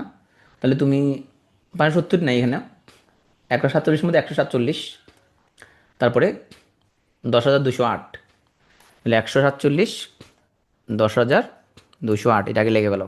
তাহলে 1, 4, 7, 10, 2, 0, 8। আজ হাজারো মোমের নূর জ্বলে। হ্যাঁ, তাইলে আতে হইল আব্দুর রউফ। ওকে, 1 নম্বরে। ওকে, হাতে হামিদুর 4, যাতে জাহাঙ্গীর 7। লিখে লিখে প্র্যাকটিস করবো, লিখে লিখে প্র্যাকটিস করবা। হ্যাঁ, রোতে রুহুল আমিন 10, মোতে মোস্তফা কামাল 2, মতে মতিউর 0, নূর 8 নম্বর। ওকে, মতিউর কোনো সেক্টরে যুদ্ধ করে নাই। আমাদের ক্লাসে নুর হোসেন আসেনি ক্লাসে? নুর হোসেন নামে কেউ আসো ক্লাসে? নুর হোসেন, নুর হোসেন ক্লাসে নেই আমাদের। সব বিসিএস আমাদের মোটামুটি নুর হোসেন নামে একজন থাকে ক্লাসে। হ্যাঁ, নুর হোসেন আসে না ক্লাসে? আছে, নুর হোসেন ক্লাসে আসে নাই আমাদের। তো আমাদের এই নুর হোসেন, সে হচ্ছে 24,781 টাকা নিয়ে মরুতে চলে গেছে সে। বেশি নাই, 24,781। তাহলে তুমি মনে রাখতে পারো, এটা এমনি মনে রাখতে পারো। মোহাম্মদ নুর হোসেন, সে 24,781 টাকা নিয়ে মরুতে চলে গেছে। এই যে আমাদের নুর হোসেন ভাই। তাইলে মতে মোস্তফা কামাল, হাতে হামিদুর। হ্যাঁ, তারপরে তোমার হচ্ছে যে মতে মহিউদ্দিন, নুতে নুর হোসেন, রতে রৌফ। ওকে ওকে। আর মরুতে তোমার মতে মতিউর, রুতে রুহুল আমিন। এখন 24,781, তাহলে 2, 4, 7, 8, 1। মতিউর 0 আর রুহুল আমিন হচ্ছে 10। প্রথম তিনজন সেনা, তাহলে প্রথম তিনজন সেনাবাহিনী ছিল। তাহলে তিনজন সেনা, পরের দুজন হচ্ছে রাইফেলসে, তারপরের জন হচ্ছে বিমান, তারপরের জন হচ্ছে নৌবাহিনী। তাহলে তোমাদের হিসাবটা সহজ হয়ে গেল। ওকে, যে আপনি পারো, আপনি তোমাকে মনে রাখা লাগবে। প্রথম হচ্ছে রুফ, শেষ হচ্ছে জাহাঙ্গীর। এখন এখানের মধ্যে আমরা জাস্ট ভাগ ভাগ করে লিখে দিচ্ছি ওনাদের এখানের মধ্যে শহীদ হওয়ার তারিখ কত এবং ওনার জন্মস্থান কত। ওকে, মতিউর রহমান জীবনী এবং আত্মজয়ের কাহিনী নিয়ে ওনার স্ত্রী মিলির রহমান এবং খিজির আয়াত খানের পরিচালনায় মুভি হচ্ছে অস্তিত্ব আমার দেশ। মুক্তিযুদ্ধের সময় বিশ্বের গুরুত্বপূর্ণ নেতৃবৃন্দ আর ছিল আমরা দেখি। ভারতের প্রেসিডেন্ট ছিল ভিভি গিরি, প্রধানমন্ত্রী ইন্দিরা গান্ধী। তার প্রধানমন্ত্রীর নাম আমরা জানি, প্রেসিডেন্টের নাম সাধারণত আমরা ভুলে যাই। সোভিয়েত ইউনিয়নের প্রেসিডেন্ট ছিল নিকোলাই পদগর্নি, প্রধানমন্ত্রী ছিল আলেক্সাই কোসিগিন। যুক্তরাজ্যের, ওদের প্রেসিডেন্ট না, ওদের রাজা, ওদের প্রেসিডেন্ট নেই, প্রধানমন্ত্রী হচ্ছে এডওয়ার্ড হিথ। যুক্তরাষ্ট্রের প্রেসিডেন্ট হচ্ছে নিক্সন। এখন তোমরা যেটা ভুল করি, যে হেনরি কিসিঞ্জার, তাকে আমরা পররাষ্ট্রমন্ত্রী মনে করি। হেনরি কিসিঞ্জার পররাষ্ট্রমন্ত্রী হয়েছে সেটা পরের ঘটনা। হেনরি কিসিঞ্জার ছিল নিরাপত্তা বিষয়ক উপদেষ্টা। হেনরি কিসিঞ্জার দুর্দর্শ ছিল সে, মারাত্মক। হ্যাঁ, আর পররাষ্ট্রমন্ত্রী ছিল উইলিয়াম পি রজার্স। আর তখন জাতিসংঘের মহাসচিব ছিল উথান্ট। বিদেশিদের অবদান একটু দেখি। সাইমন রিং, উনি ছিল 21টি তোমার উদ্যোক্তা। উনি ব্রিটিশ ডেলি, ওনাকে কিন্তু বাংলাদেশের নাগরিকত্ব দেওয়া হয়েছে সাইমন রিংকে। উনি ব্রিটিশ ডেলি টেলিগ্রাফের সাংবাদিক ছিলেন এবং বহির্বিশ্বে সর্বপ্রথম পাকিস্তানি বর্বরতার খবর প্রকাশ করেন। 2012 সালে ওনাকে বাংলাদেশ মুক্তিযুদ্ধ মৈত্রী সম্মাননা প্রদান করা হয়। উনি 21 সালে রোমানিয়া মারা যান। অ্যান্থনি মাসকারেনাস, উনি পাকিস্তানের মর্নিং নিউজ পত্রিকার সাংবাদিক ছিলেন। অ্যান্থনি মাসকারেনাস, উনি হচ্ছে যে ওনার জন্ম ভারতে কিন্তু উনি পাকিস্তানি ছিলেন। তাহলে দেখো, একজন পাকিস্তানি সাংবাদিক, তবে এই নিউজ প্রকাশের আগে ওনার পুরো পরিবার কিন্তু পাকিস্তান থেকে মুভ করে আগে উনি লন্ডনে নিয়ে যান, কারণ ওনার পরিবারের ঝুঁকিতে পড়তো। তো উনি সানডে টাইমস পত্রিকায় পাকিস্তানের দ্বারা গণহত্যা খবর প্রকাশ করে। মুক্তিযুদ্ধ নিয়ে ওনার দুটো বই আছে, দ্য রেপ অফ বাংলাদেশ এবং বাংলাদেশ লিগেসি অফ ব্লাড। এই হচ্ছে সাইমন রিংয়ের সেই বিখ্যাত প্রতিবেদন, tanks crush revolt in Pakistan, 7,000 slaughtered, homes burned, Simon Ring. আর এটা হচ্ছে অ্যান্থনি মাসকারেনাসের সেই বিখ্যাত তোমার হেরিটোরিয়াল জেনোসাইড। তখন তো আসলে ফেসবুক বা কোনো কিছু ছিল না। তাহলে ওনাদের এই পাবলিকেশনগুলো, ওনার এই কলামটা কিন্তু তখন খুব আলোড়ন সৃষ্টি করে, মানে বুঝতে পারে যে এখানের মধ্যে কিছু একটা ঘটতেছে না, জানতোই না এখানের মধ্যে কী ঘটতেছে, তাই না? অ্যালান গিন্সবার্গ, উনি একজন মার্কিন কবি। 9 সেপ্টেম্বর 1971 সালে কলকাতা থেকে উনি হচ্ছে যে তোমার যখন যশোরে আসেন প্রথমে, এখানে শরণার্থী শিবিরগুলো দেখে টেকে যাওয়ার পথে উনি এখানের মধ্যে উদ্বাস্তুদের দুর্দশাগুলো দেখেন এবং উনি তখন একটা কবিতা লেখেন, সেপ্টেম্বর অন যশোর রোড। এই কবিতাটা নিউ ইয়র্ক টাইমস পত্রিকায় প্রকাশিত হয়। মুক্তিযুদ্ধ অর্থ সংগ্রহের জন্য উনি কবিতা পাঠের আয়োজন করেন। ও যে বললাম, তুমি যখন কোনো ব্যক্তির অবদান যখন তুমি পড়বা, এখন একজন তোমাকে মরার সময় বাঁচাইছে, তুমি মার খেতেছিলে, বাঁচাইছে, আর পরবর্তী তার ব্যক্তিগত জীবনে সে হয়তো অন্য কোনো বিশ্বাসে, অ্যারন গিন্সবার্গ, উনি হচ্ছে তোমার আম, কি বলবো, সমকামী। তো এখন মুক্তিযুদ্ধে ওনার যতটুকু অবদান, তাহলে অতটুকু অবদানের জন্য উনি হচ্ছে, তুমি অতটুকু অবদান তোমাকে স্বীকার করতে হবে। তুমি যদি কও যে হচ্ছে যে সে তো সমকামী সে, হ্যাঁ, তাহলে তো ওটা, ওই বিভাজনটা করতে গেলে তুমি তখন একটা বড় বিপ্লবে যাদের রোল সেগুলো তোমাকে অ্যাভয়েড করতে হবে। এবং এটা হলো বাঙালির কমন খাসলত, যে তুমি বিপ্লবের পরে তুমি যাদের অবদান ছিল তাদের অবদানকে অস্বীকার করে ফেলা। আর্থার কে ব্লাড, উনি বাংলাদেশে নিযুক্ত একজন মার্কিন কূটনীতিক। তো উনি এখানে মুক্তিযুদ্ধকালীন পূর্ব পাকিস্তানে যুক্তরাষ্ট্রের দূতাবাসের কনসাল জেনারেল ছিলেন। হ্যাঁ, উনি কিন্তু যুক্তরাষ্ট্র সরকারকে তৎকালীন চলমান নৃশংসতা বন্ধে উনি কঠোর ভাষায় টেলিগ্রাম বার্তা পাঠায়। এটা কিন্তু পিটুয়ে টেলিগ্রাম না, ওই আমরা যখন টেলিগ্রাম করছি সেই টেলিগ্রাম না কিন্তু, আবার তুমি আবার বলে, ভাই তখন টেলিগ্রাম ছিল, এটাও টেলিগ্রাম না ওইটা, ওইটা আবার টেলিফোনের মতো লিখিত বার্তা যেটা আর কি। ওই সময় কি টেলিগ্রাম ছিল নাকি আবার। এবং ওনার যে গ্রন্থ the cruel birth of Bangladesh, memoirs of N American diplomat, এই গ্রন্থ গণহত্যার কথা উল্লেখ করেন। রবি শঙ্কর, উনি ভারতীয় সেতারবাদক, মুক্তিযুদ্ধকালীন সময়ে অর্থ সংগ্রহের জন্য উনি কনসার্ট ফর বাংলাদেশের আয়োজন করেন। জুলিয়ান ফ্রান্সিস, উনি যুক্তরাজ্যের নাগরিক, আর 1971 সালে ভারতের শরণার্থী শিবিরে যারা আশ্রয় গ্রহণ করে তাদেরকে উনি হেল্প করে। 2012 সালে বাংলাদেশ সরকার তাকে friends of liberation war honour পদকে ভূষিত করে। জর্জ হ্যারিসন, মার্কিন নাগরিক, উনি বিটলস ব্যান্ডের লিড গিটার বাদক, কনসার্ট বাংলাদেশের প্রধান শিল্পী ছিলেন। রবিশঙ্করের আহ্বানে উনি কনসার্ট বাংলাদেশে যোগদান করেছিলেন। জ্যাকুয়ে, উনি ফরাসি, 13 ডিসেম্বর উনি একটা বিমান ছিনতাই করেন। এই বিমানটা মুক্তি দেওয়ার শর্ত দেওয়া হয় যে পুরো পাকিস্তানের স্বাধীনতাকামী মানুষের জন্য 20 টন ওষুধ ওই বিমানে তুলে দিতে হবে, তাহলে কেবল মুক্তি পাবে সে বিমানের সব যাত্রী। এই ঘটনা নিয়ে 1971 এবং কুয়ে নামে একটা চলচ্চিত্র নির্মিত হচ্ছে। এই তো কনসার্ট বাংলাদেশ, তারিখ 1 August 1971, new York medicine square, band দল দ্য বিটলস। এই বিটলসের প্রতিষ্ঠাতা ছিল জর্জ হ্যারিসন এবং রবি শঙ্কর। বাংলাদেশ শরণার্থীদের সাহায্য করা ছিল উদ্দেশ্য। এখানে আরও কিছু শিল্পী ছিল, তোমরা জানো এখানে একজন নোবেল বিজয়ী শিল্পী আছে ওনার, কি নাম, বব ডিলান। কয়েক বছর আগে উনি সাহিত্য নোবেল প্রাইজ পান। তাহলে Bob Dylan, George Harrison, so Eric Clapton, এটা তোমরা জানো নামগুলো। এই হলো সেই কনসার্টের তোমার ticket, George Harrison and friends. যে বিকেল একটা হয়েছে এবং রাত একটা হয়েছে। মুক্তিযুদ্ধ অবদানের জন্য বিদেশি বন্ধুদের সম্মাননা, সর্বোচ্চ সম্মাননা হচ্ছে, তাহলে এই সম্মাননা চালু করা হয় 2011 সালে। রাষ্ট্রীয় সম্মাননা হলো 3টা। এইটা তোমরা কালকে পরীক্ষা প্রশ্ন দেওয়া থাকবে এবং বেশিরভাগ লোকজন ভুল করবা।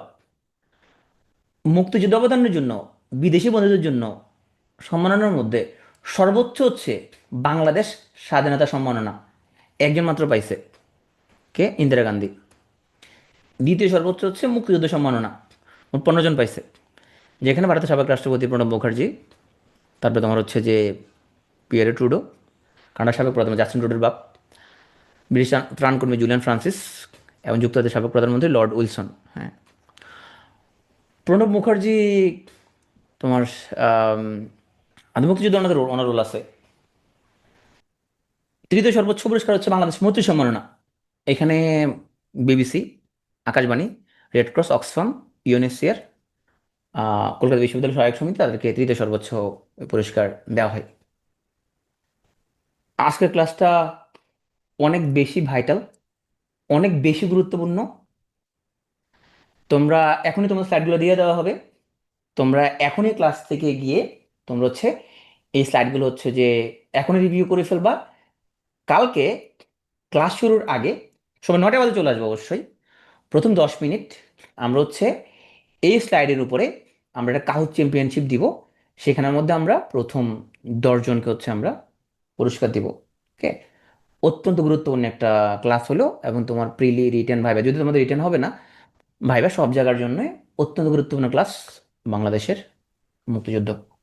তো পুরো ক্লাসটা তোমরা মনোযোগী থাকার জন্য তোমাদের অসংখ্য ধন্যবাদ।